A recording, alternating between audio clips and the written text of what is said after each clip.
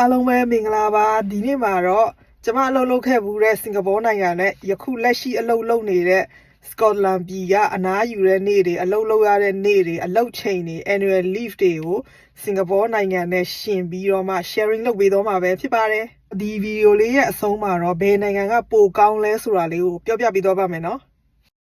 ကဲပထမဦးဆုံးအနေနဲ့စင်ကာပူမှာတစ်နှစ်ကိုခွင့်ဘယ်နှစ်ရက်ယူလို့ရလဲဆိုတာလေးကိုကြည့်လိုက်ကြရအောင်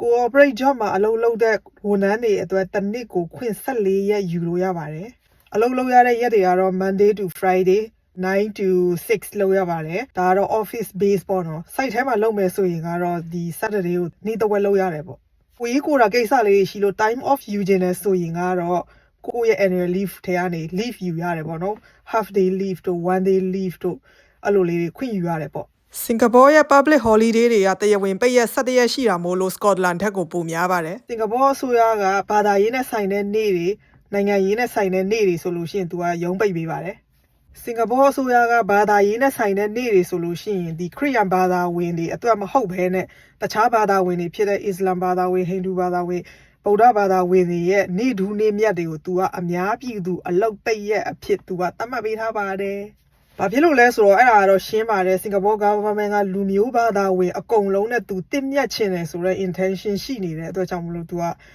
ဒီဘာသာဝင်အားလုံးရဲ့နေ့ထူးနေ့မြတ်တွေကိုအများပြည်သူအလောက်ပိတ်ရက်အဖြစ်သူကသတ်မှတ်ခဲ့တယ်ပေါ့နော်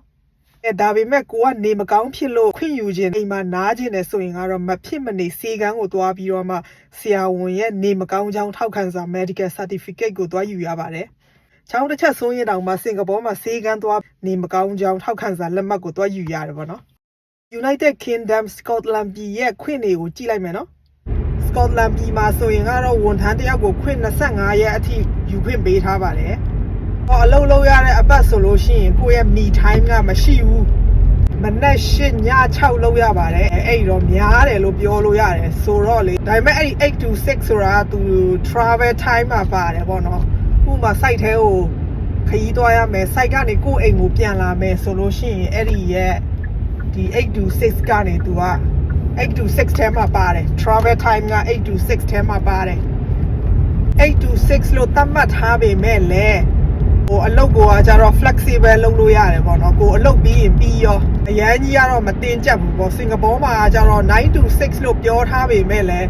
အမြဲတမ်းအဖြစ်ဒီ9နာရီအထိကတော့ရောက်သွားတာပဲ10နာရီအထိလည်းရောက်သွားတာပဲတခါလေကျရင်10နာရီအထိလည်းရောက်သွားတယ်ပေါ့နော်စင်ကာပူမှာဆိုလို့ရှိရင်ဒီက8 to 6ကကြတော့8 to 6ကွက်တီပဲဘာမှအပိုလောက်စရာမလိုဘူးပေါ့6နာရီထိုးရနဲ့ပြန်ပေါ့နော်တောက်ကြနေတွေဆိုလို့ရှိရင်ကကြတော့ညနေ4နာရီလောက်ဆိုရင်ရုံးကလူတွေဆိုမရှိကြတော့ဘူးအိမ်ပြန်သွားကြပြီ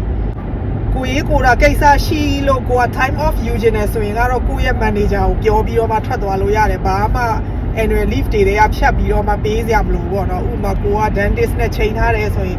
half day time off ယူမယ်လို့အဲ့လိုပြောပြီးသွားလိုက်လို့ရတယ်တော့ဒါနားလည်မှုနဲ့သူက time off ယူလို့ရတယ်ဒီအလုပ်ချိန်တွေကနေဒီတနာရီ3နာရီလောက်ပြောက်သွားတယ်ဆိုတာကတော့ကိစ္စမရှိဘူးပေါ့နော်သူကဒီတိုင်းလေးပဲ manager ကိုပြောပြီးတော့မှထွက်သွားလိုက်ရုံပဲစင်ကာပူမှာဆိုရင်ကကြတော့ဒီလောက်ဆိုရင်သူ half day leave ဆိုပြီးတော့မှ annual leave ထဲကဖြတ်လိုက်တာမျိုးရှိတာပေါ့နော်ဒီမှာနေမကောင်းဖြစ်လို့ခွင့်ယူခြင်းနဲ့ဆိုလို့ရှိရင်ကိုယ့်ရဲ့နေမကောင်းဖြစ်တဲ့ leave က9ရက်ကျော်မှသာလျှင်ဆရာဝန်ရဲ့ထောက်ခံစာကိုသွားယူရတာပါ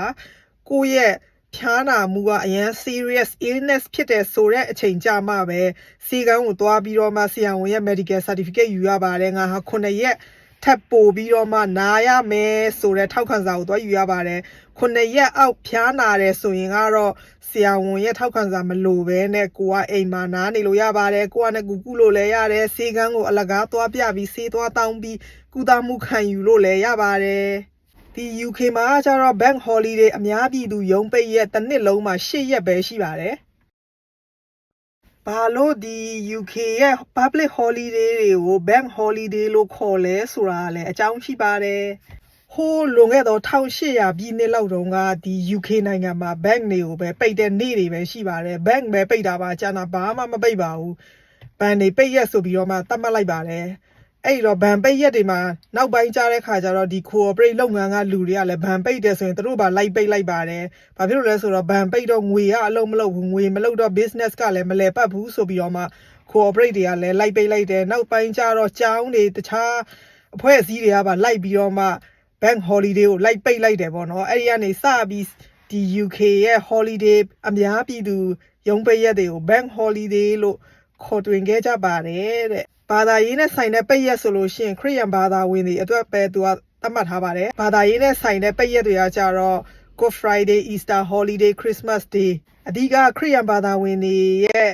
နေထူးနေမြတ်တွေကိုပဲပိတ်ရက်အဖြစ်သတ်မှတ်ထားတာပါတခြားဘာသာဝင်တွေအတွက်ပိတ်ရက်မရှိပါဘူးပြီးရင်